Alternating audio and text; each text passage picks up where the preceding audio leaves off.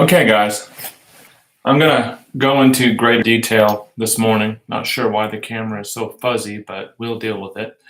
Go into greater detail about my thoughts this morning on the 6 things you must do every day if you want to live, and we'll call it your best life. But let's just say certainly a more complete life. The first thing you must do every day is fail. And I want to talk about that in a little bit more because in the era that we live in, we've kind of gotten to the point where we kind of disrespect the importance of failure. And what I mean by that is, I don't think we appreciate how the path to success is always on the other side of failure. If you're not failing every day, then you don't know what your limits are. You don't know what you're capable of because you haven't ever figured out what the maximum you can do is. If you go to the gym, one of the things that if they say if you want your muscles to grow, you have to work them to the point of, and what's that word? Failure. Okay? Every day I go to the gym, I fail somehow. And I'm doing a lot better because of all the other times that I failed. When I deal with relationships, even relationships get better through failure. Meaning, if you're paying attention and you realize that you didn't handle that correctly, and you learn from that,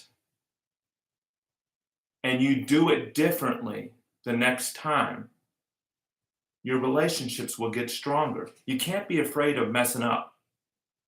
When I was a youth pastor, I used to say, if you're gonna fail, fail big. If you're worried about failure, then just blow it up. Because it takes the pressure off. It takes the pressure of having to succeed every time off. That's another reason why it's really good to fail. People who are successful all the time don't know how to handle failure. So I'm going to go ahead. Let me try this because I don't like the way the light is. Let's try this. Let's see if that actually casts a little bit less of a shadow. Nah, that sucks too.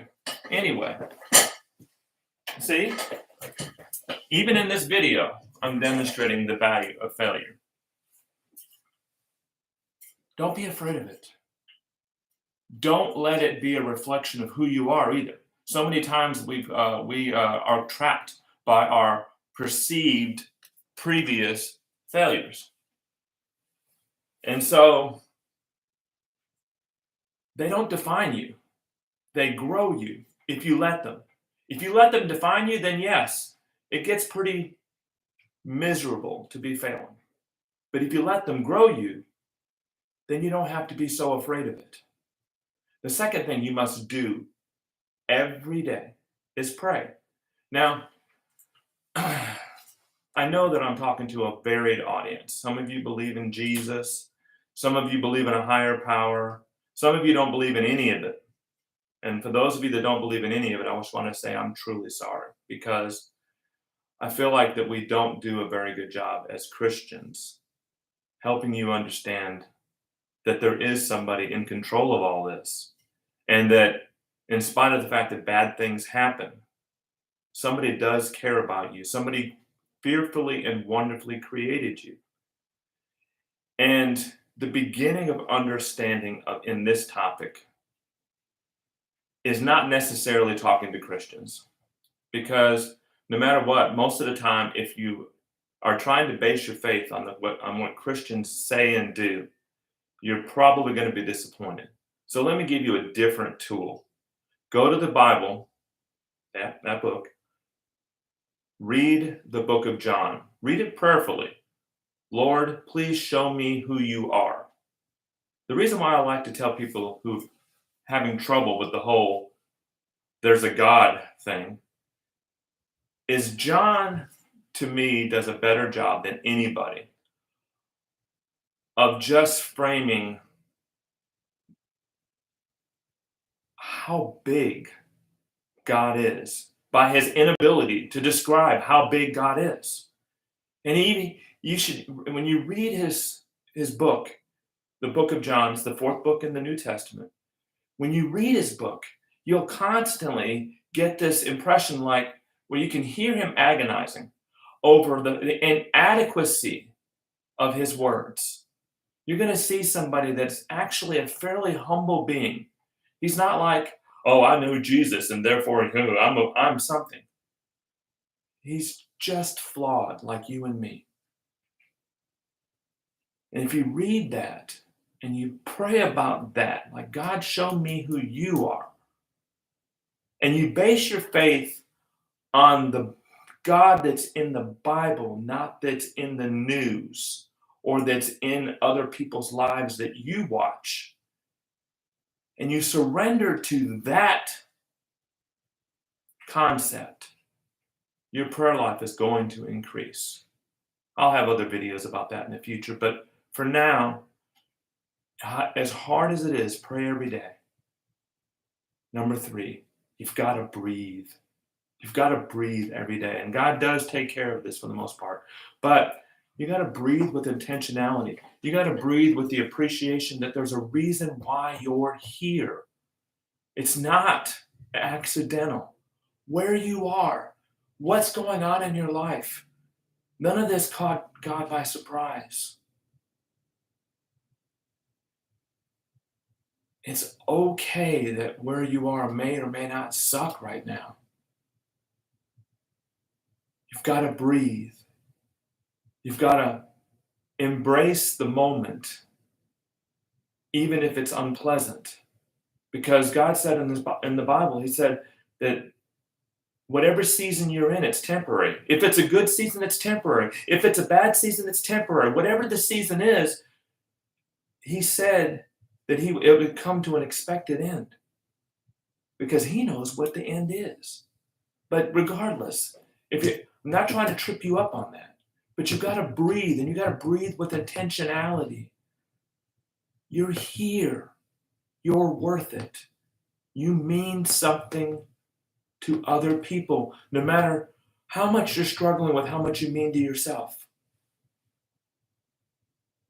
So I'm going to use that to skip over a couple of things in a TikTok video and talk about the next one. Every day you need to love. You've got to love. And most of the time, the biggest struggle with that is you got to love the person in the mirror.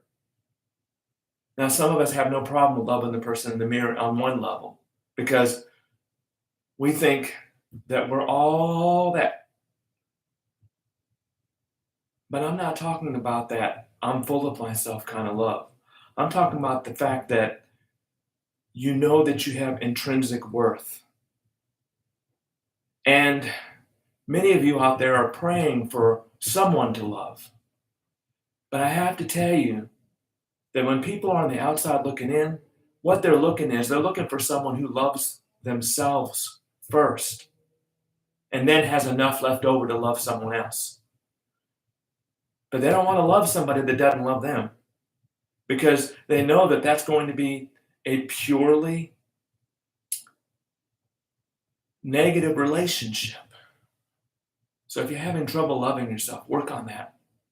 If you're having trouble finding someone to love you, work on loving yourself. And I know that makes it sound awful simple. It's not simple. It's not simple. Growing is not simple. Growing is hard. It's on the other side of failure. Remember, that's how we started. But it is important.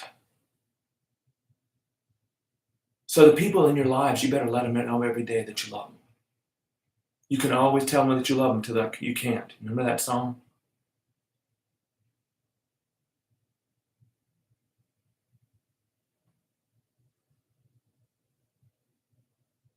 Tell them. Nobody should go to bed. Nobody that you love should go to bed without knowing that you love them. Not understanding that you love them, but that you make it a point to know that they know. Christians like to talk about knowing that you know that you know. You should do that about the people that you love. So that was fail, pray, love, breathe, move. You've got to move every day, guys. You've got to move. And people ask me, well, how much do I need to move? The answer is more. No matter what, the answer is more. Now, some of y'all are marathon runners and blah, blah, blah. Maybe there's 5% of you that don't need to move more. But for the other 95% of us, we need to move more. We need to get up out of our chair more.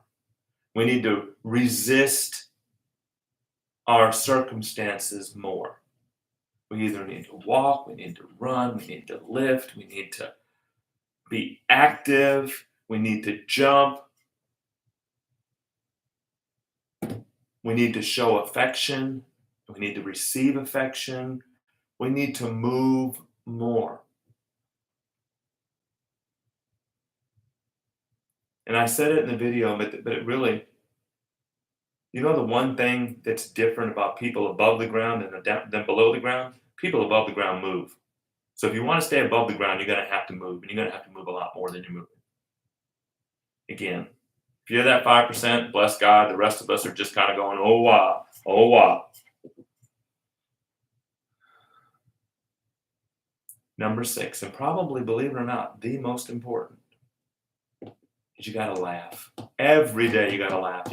There's a reason why I do silly, stupid things with my patients, because I want to tap into one of the greatest medicines God ever gave you. The medicines for healing, the medicines to control blood pressure, the medicine to control depression.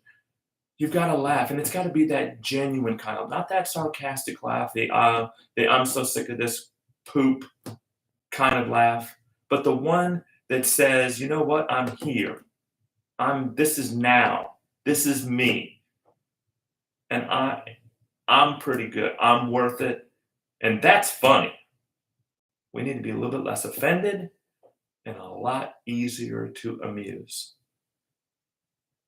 So I hope this morning, because I'm probably going to make videos that are going to break out one of these 6 things, but I hope this morning that you just get a hold of, that you need these in your life every day. I would call it a recommended daily allowance. Now, I don't know what the value is, except that it's probably more. No matter what topic we're talking about, you probably need to fail more. You probably need to breathe more. You probably need to love more. You need to pray more. You need to move more. And I know you need to laugh more. So I hope you do that today. I love y'all. No buts.